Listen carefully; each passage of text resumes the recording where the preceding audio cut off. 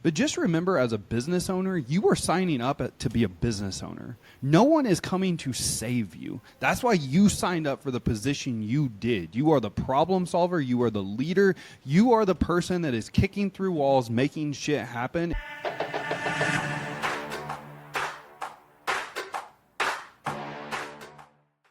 Are you struggling to attract top talent for your agency?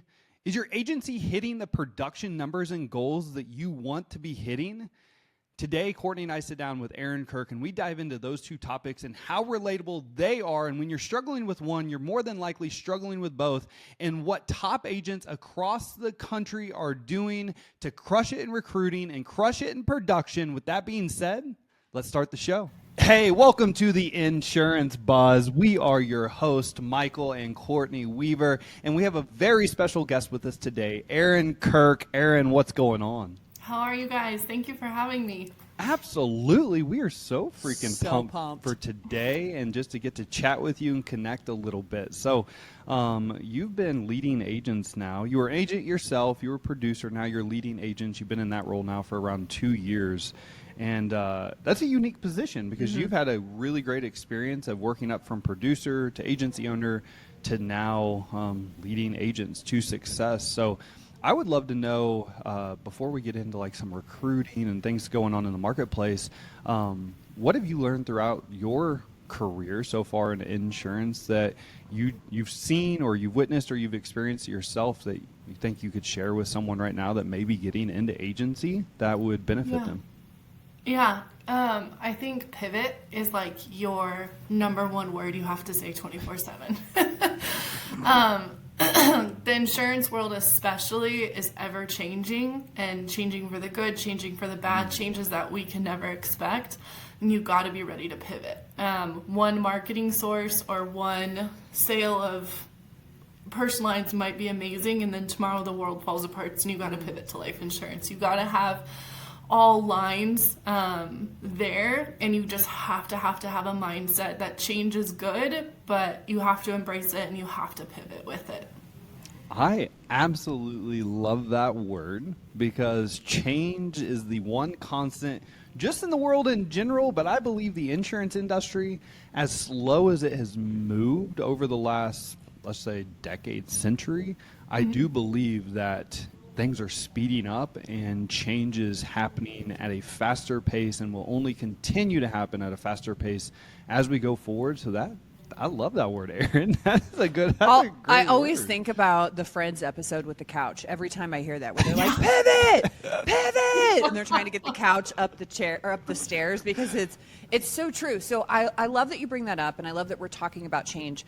And a lot of what you're doing is speaking to agents, but also recruiting agents. So I'm curious if pivot is the thing that we are looking for. How are we, when we're going through the recruiting and the hiring process, how do we pay attention to change? What are the things that you're looking for that you're like, okay, they're adaptable, they can roll with this industry?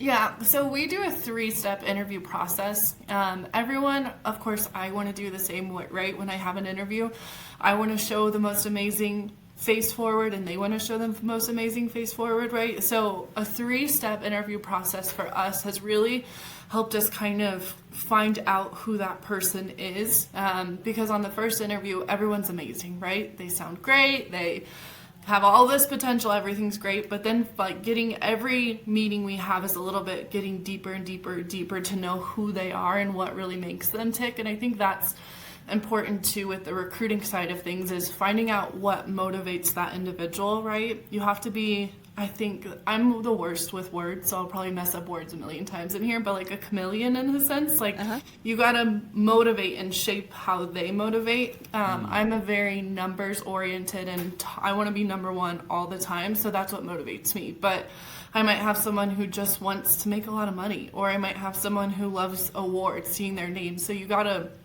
in our interview process from the beginning, we find out what makes them motivated, and then that kind of helps us see if we can motivate them or what they want out of this next role.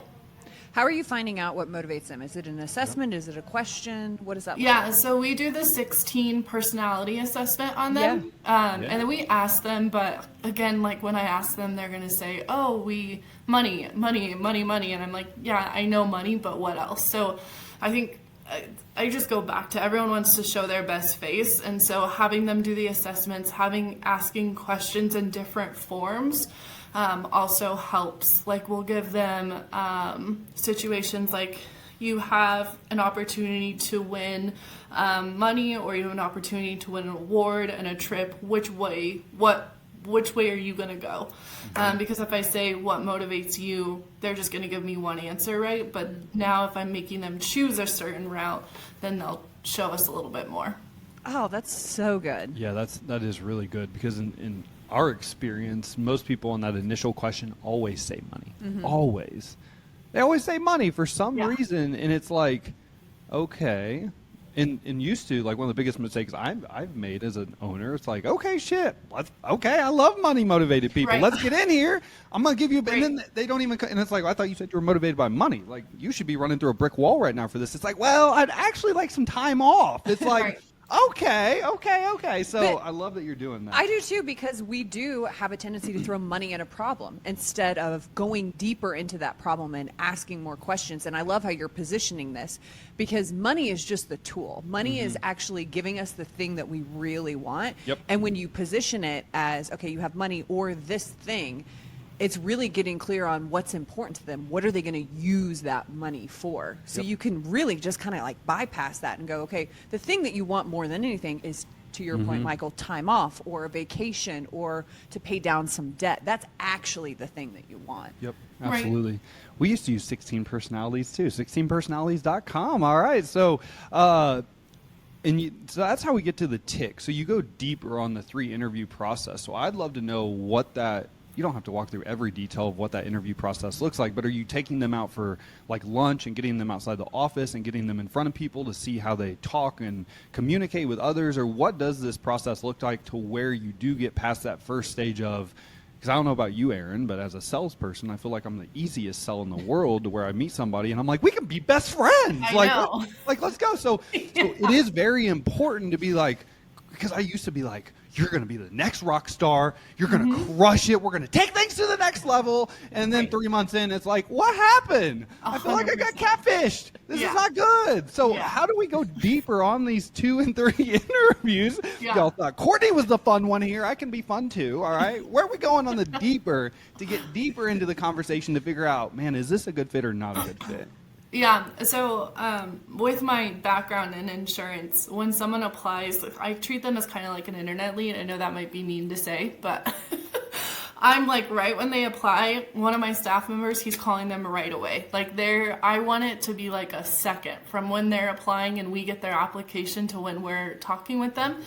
And so he introduces himself, introduces the team, asks them like very basic questions like, what are you wanting in your next position? Tell me a little bit about your last experience, that kind of stuff.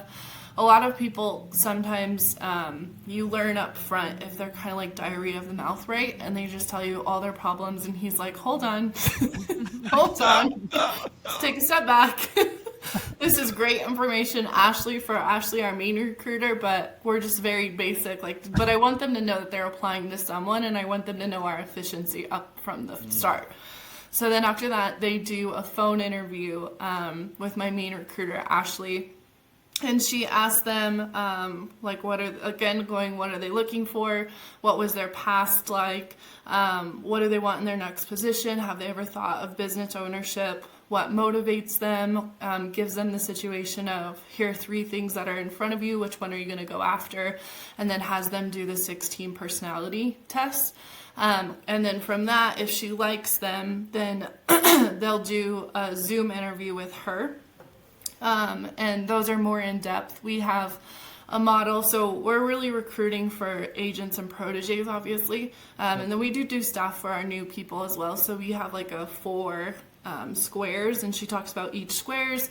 I'm a very visual person, so that's probably a problem of me. I just assume everyone else is visual. So she shows them, goes through it, and then if they fit into the protege and the agent, then they come and do an interview with me. And I haven't been in this for a long time. I've been since 23, but even in my agent experience, I tell them all the bad up front. Like, I want you to know this is not a walk in the park. And with every great, amazing opportunity becomes great risk. Are you willing to take the risk on? Because I can't want it more than you want it. So tell me why you want it. And I think asking a lot of why questions, people aren't used to, and it gets them they show what they really want, and if this is truly something that they want, or if they're just trying to get a job to make their wife happy or husband happy, something like that. Yeah. Every great opportunity comes with great risk. Is that what you just said? Yeah. So good. That's a good one. I'm jotting that one down. You did. You actually jotted it down. Right? I can see I it on want to your make paper. sure it was right. Okay, It's so fine. I paid you guys extra to say all these nice things. My staff's going to be like, her head's so big. you're like, this is great. I'm going to do this every day. We're going to have a podcast interview. Okay, so I'm going to get into the nitty-gritty details just for a second. So your main recruiter, I'm curious where she's having the best luck on finding talent. What that looks like. If it's LinkedIn, is she actively recruiting? Is she just posting and praying? Like, I need the nitty-gritty details so the agents that are doing this themselves can go, okay, what's working? Yeah, Indeed for sure. All of our success has been on Indeed. We've started up with Career Plug a little bit, trying to see if that will work.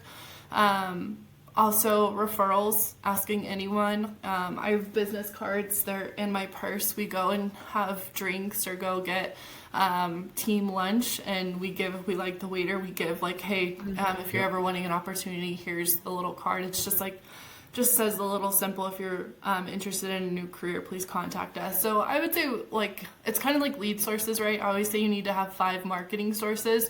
So we have that same with a recruiting way. So having the job fairs, having the referrals, Indeed for sure is our biggest one. I would say our most volume, but that doesn't mean the quality is always there. And so that's why our steps of the recruiting also helps, because we also kind of get through the quality of people just applying for unemployment because they have to. Yep. So you're doing all the recruiting yourself then? You're currently not using any outside recruiting companies to help? Mm-mm. Okay, cool. All right, you cool transitioning? Yeah, I'm curious on where you're going to go, because I have a direction that I'm going to go. Well, what direction do you want to go? Well, Erin sits in a unique position. You guys caught what I just did, right? Like, happy wife, happy life. It's like, well, what direction do you want to go? Like, why? I need to bring my husband in here so he can learn this, because this is great. Next up, we're going to just have relationship advice. It's going to be this whole podcast. So I'm curious, because you sit in such a unique position, because the experience that I've had being in the agency force, being a part of that environment, and then having corporate it's really like 2 silos. And when you're responsible for motivating the agency force, you're hearing both sides. You're the bridge between these 2 silos. I'm curious, if I were to give you a megaphone that you could speak to the agency force now, based on what you're hearing from your carrier, what would be the things that you would say, hey, you need to be looking out for this? This is the direction that not just our company, but all companies are heading. Yeah, I think multi-lining for sure. There's no more of just like single line auto, single line home anymore, because retention sucks on that. Boo! Yeah, 100% boo. And we're also doing amazing things at the corporate side. I feel like we've never had so many solutions for agent problems. And I love that, because you're right, like I have that agent background in me still. So I'm still at heart kind of the agent. And for every solution or every problem that agents have presented, we've come out with a solution. And that's so cool to see. And it's just about, I think, you have to invest what you want in your business. The other thing I love about insurance is you get what you put into it. Like if you, excuse my language, but half-ass the insurance business, you're going to get half-ass results. Like if you want to be good in this world of insurance, you got to go for it. And I think that's the biggest thing that corporate sees also, is what are you willing to put into it? You can't put 2 hours of your time in and expect $1 million on your tax return. That's not going to happen. The people who are the winners are the people who are putting their time, the money, the dedication, everything in to really build their future. My full ass, baby. Obsessed. Yeah, like send it. Obsessed. Give it what you have. I love that you're saying this because this is not just insurance. This is anything in life. If it is important to you, you will find a way. And for me, I think the biggest failure is seeing something and not going for it or just 100%. dipping your toe in. It's like if you're going to go for it, I want you to full send, cannonball, give it everything you have because at least you can go, hey, I tried it, wasn't for me. But if you don't and you're constantly just baby ticking the box, then how will you ever know what you're capable of and what this opportunity could be? Right. All gas, no brakes, baby. Oh, yeah. Let's freaking go. Let's push it to the edge. I mean, and I know we've said this before on the buzz, but insurance is not a get rich quick. Can you make good money? I mean, fairly quickly. I mean, within the first 2 to 3 years, yes, but it's not half-assing it like passive income. Like it's not there. You have to work for this, and you have to show up every single day. You have to be obsessed. You have to be obsessed with mastering your skill. Mastering your skill as an owner in the insurance industry is a lot, from sales to leadership to management. You have to be able to delegate. You can't just control everything. You have to become an owner instead of just an operator. And Erin, you're knocking this one right on the head, because if you get into this being like, I'm just going to make millions of dollars and I have to barely show up and I'm just you're in for a long ass hard road that more than likely I'm never going to say that your dream won't come true. But what I am going to say is it's going to be an extremely difficult road to get there, and it's hard to get there even when you are playing full ass, like all out. Yeah. And so you have to be obsessed with this. If you're going to be an owner of anything, you better be freaking obsessed and be ready to work and work and work to make it happen. Yeah, give your energy to it. That's the thing. It's like, give it what you have. Show up for it. That's a great answer. I love, Erin, you're getting us fired up over here. Okay, well, I like the direction that I went. Thanks for letting me go down that road. I like the direction you went too, because I was actually going to go. Well, and I think that's important too for like the recruiting process of it. Is like some people might look at our recruiting process and be like, "Oh, that's so long and hard. I can't keep a candidate to stick with that." Then you don't want that candidate, right? Yeah. If you have 3 interviews and they think that's too hard, then they're not worth your time. Hire slow, fire fast. And so in today's time, and this is really good. I'm glad this topic's getting brought up, because while my opinion is just my belief and it doesn't mean it's right, there are a lot of opinions out there that currently you should be hiring fast, because it is hard to get people right now. Like the talent pool is, I would say, not low, but I mean, 60% of Gen Zers and millennials surveyed say they have zero interest in working in the insurance industry because it's boring. So to attract talent is hard. And so a lot of agents I believe they just hire out of necessity versus actually bringing in that right person. And as we both know, that is the most expensive mistake you will ever make in your agency, is bringing in the wrong person. Not only from a money standpoint, but time and energy. And so really putting them through what we call the hurdles before hiring and making sure they're the right talent in your position when you're hiring agents. Like, man, there is so much to be said about, hey, let's be patient with this process to make sure we get the right person in place, because we don't want to waste our time, energy, or money, or put somebody in a bad position that's going to literally financially devastate them because we didn't do our due diligence up front. I want to add to that, though. I don't want to implant any kind of belief system because you said hiring is hard. I don't want to put that out there. It's a challenge, and I believe that every challenge that we have the skills and we have the resources to figure it out. So I don't want to say that hiring is hard and we make this big blanket of like, oh, it's so hard. It's just another challenge that we get the opportunity to solve. That's literally it. Which is why you sign up as an entrepreneur, right?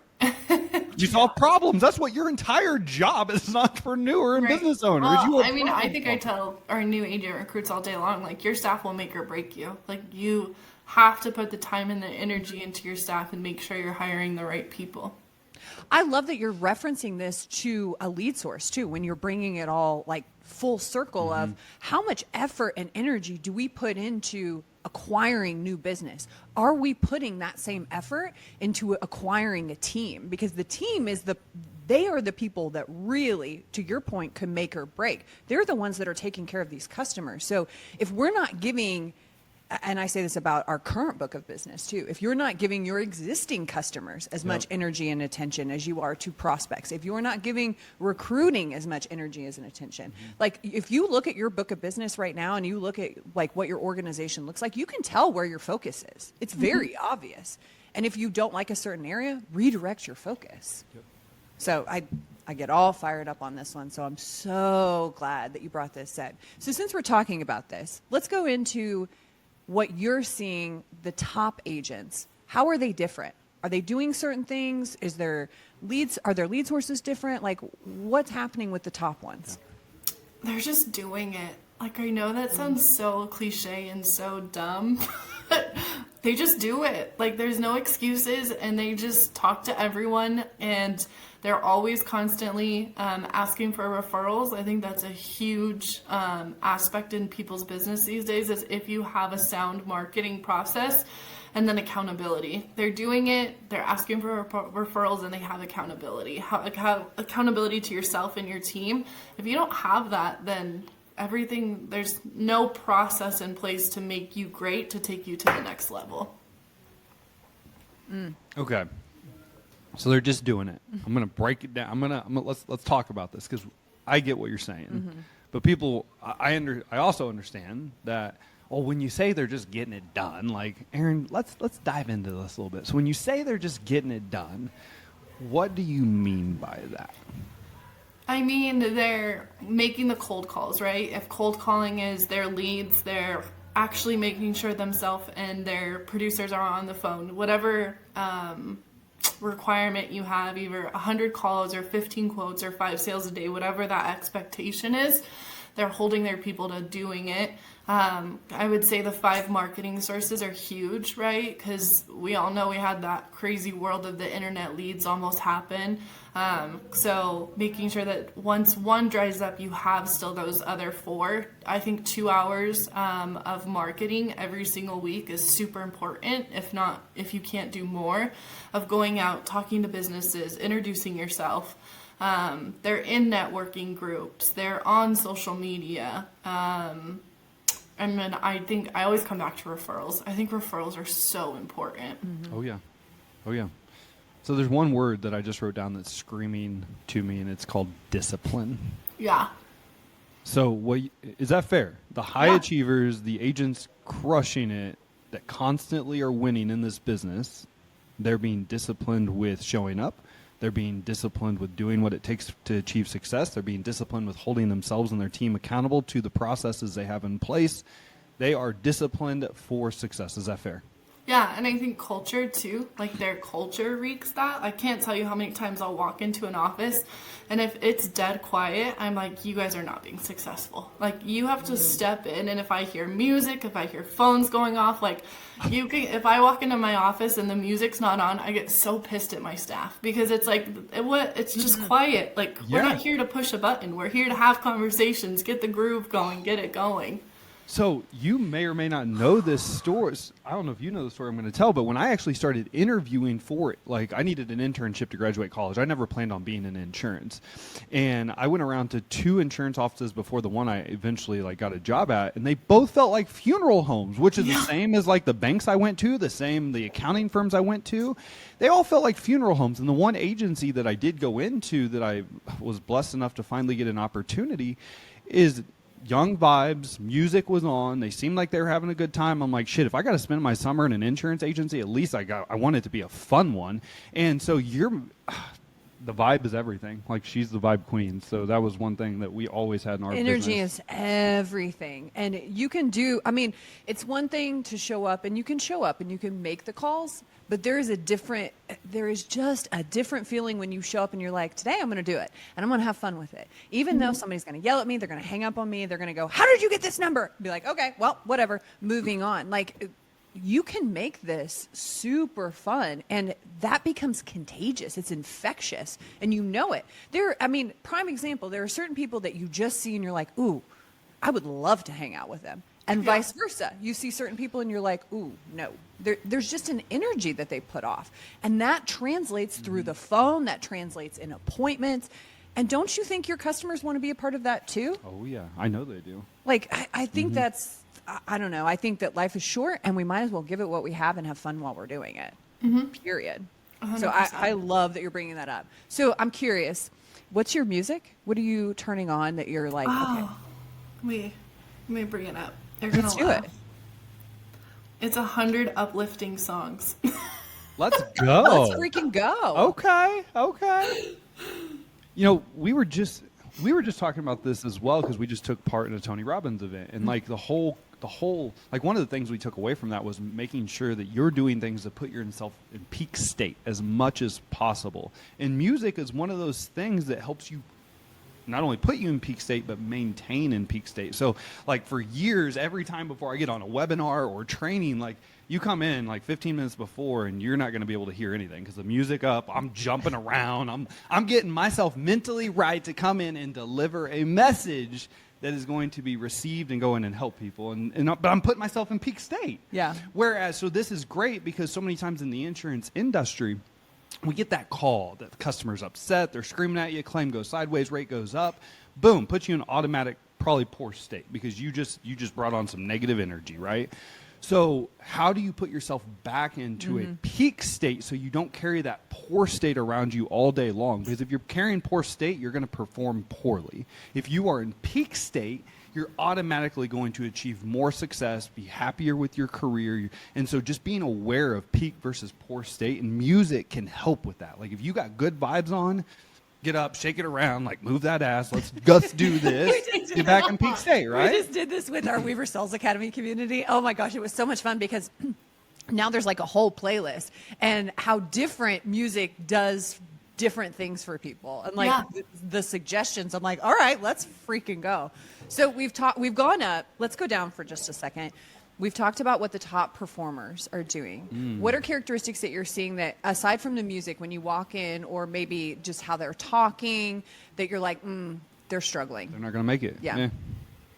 I think attitude, and you can just see on someone's face. Like, I'm very much a body language person, and if I have meetings and like they're pointed towards the door, my absolute biggest pet peeve is I ask, how's it going? And they say, great. And I'm like, well, I know it's not going great because of your numbers. So let's actually talk about it. And I'll ask them that. I think a positive of my world is that I was an agent, and a negative of my world is I was an agent because I have no sympathy. Like, I've been in your seat. I know it can get done. I know you can do it, but you have to communicate with me what's going on.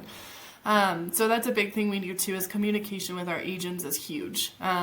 And just asking them, like, so tell me what's going on, right? When I say, what can we help with? Everyone says nothing. I'm like, all right, so if nothing, give me a win, give me a loss.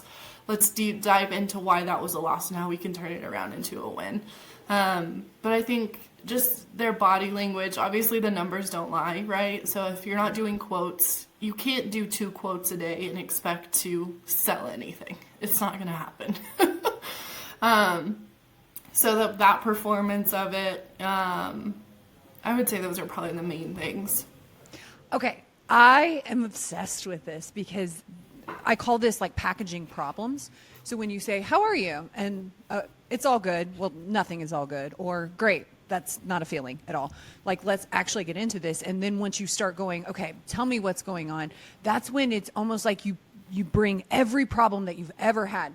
And I think the struggle that we have as agency owners is we don't know which problem to solve because you're slaying dragons all day long. And it's like, you have to take the biggest, baddest one. So something that I love, and I love that you're having this conversation, is if you had to give me a 30-second commercial of the biggest problem that you have, give me that commercial. Or if you had to write it in one sentence, what is the problem that you have?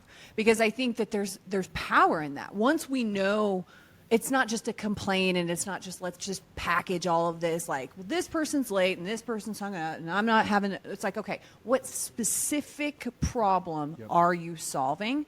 Because then you can jump to the solution. And I think to your point, Erin, how can we support you? Ask for something. Get in the habit of asking for help. Get in the habit of asking for support. Because if you say, no, nothing, I'm all good, then I don't know how to help you. And then, Right. it becomes this resentful thing where you're like, well, my leader's not showing up for me. My team's not showing up. And it's like, we don't know how to help. So Right. I think it's going back to getting really clear on what the problem is and then what would be support in this category. Here's the problem. Here's what I need. And I think the quicker we can get to that, the more it's like, oh, okay, this dragon isn't that big that I need to slay. It's just a baby dragon. Right. Now, maybe tomorrow might be, Godzilla. We have no idea. But I love that you're having those conversations. And Well, you're I think asking too, a more lot questions. of people overthink too. Like they have this and they're like, it's the worst thing ever. My business is going to fail. And I'm like, hold on, let's digest. Like, you're good. Let's talk about it before you freak out. And that happens so many times. Business is going to fail. I'm not going to make it. I'm not going to be successful. And Snowballs. We were just talking about this Yeah. yesterday, about how many times throughout your career, especially in the beginning, all right, like little things pop up, but you think they're like giants. It's like, oh God, I'm not going to make it out of today. I'm not going to have a career tomorrow. No one's going to show up. I'm not going to pay my bills. And it's like, let's just actually take a moment, think about this. Like, is it actually a big deal that's going to crush you, or is this something that's more of a little deal that you're making a bigger deal than it actually is? Because in my experience, they're usually little deals that we're making a much bigger deal than it actually should be. Yeah. What's the old saying? If it's not going to affect you in 5 years, don't spend more than 5 minutes talking about it, or something like that. I don't know, some Pinterest quote, but but it is true. Like, and there's going to be moments where you gotta figure things out. But I want to talk directly to you, the business owner, right now, because in Erin's position, you're amazing. Like, I love your all's model. I love how you pour into agents, you're recruiting, you're helping. But just remember, as a business owner, you are signing up to be a business owner. No one is coming to save you. That's why you signed up for the position you did. You are the problem solver. You are the leader. You are the person that is kicking through walls, making shit happen. It is no one's job to save you but yourself. Now, does that mean that you shouldn't be asking for help? Absolutely not. You need to be asking for help. You need to be utilizing your resources, and you need to be upskilling, like up-leveling your game, because the better you get, the better everyone on your team is going to get, the better your culture is going to get. And so many times I see, and this happens, like we tend to point fingers, we tend to blame, and the only finger that we should be pointing if we're not achieving the success that we want to achieve or hitting the goals that we've set out is the person you look at in the mirror every single day. So there are resources that are there to help you, but you have to be willing to, number one, ask for help, and then you have to be willing to actually go out and create a massive action plan and actually take the process and help yourself. Like, actually show up and do the damn thing for yourself. Do it for your team. Do it for your family. Do it for whoever you got to do it for, but you actually got to show up and do the damn thing. Yeah, I agree. The mantra that I love is, I am the thing I have been waiting for. I am the thing I have been waiting for. Because then it's like, that's so empowering when you realize that you are the hero of your own story. You get to show up and you get to solve the problems. Then it's like, oh, I'm not waiting on anyone. I'm just building my supporting cast. I'm building my sidekicks, the people that can help me in this journey. But I am the thing I have been waiting for. So, Erin, this has been awesome. a fantastic conversation. If somebody wanted to connect with you, follow you, learn more about what you have going on, what's the best way to do that? So we're on social media. District 17 is our district's Facebook, Instagram, all that. But I'm also Erin Kirk under everything too. Heck yeah. Erin, this has been great. Thank you so much for coming on. We appreciate you. You got us fired up this morning. I'm only one cup of coffee in. I'm like, okay, shit, let's go, baby. So he's going to start headbutting here pretty soon. Erin, thank you. This has been great. For all of those of you who tuned in today, thank you so much, as always, for your support. We appreciate you. Time and attention are by far our most important assets. So go out and make it great. Erin, thanks again. Thank you.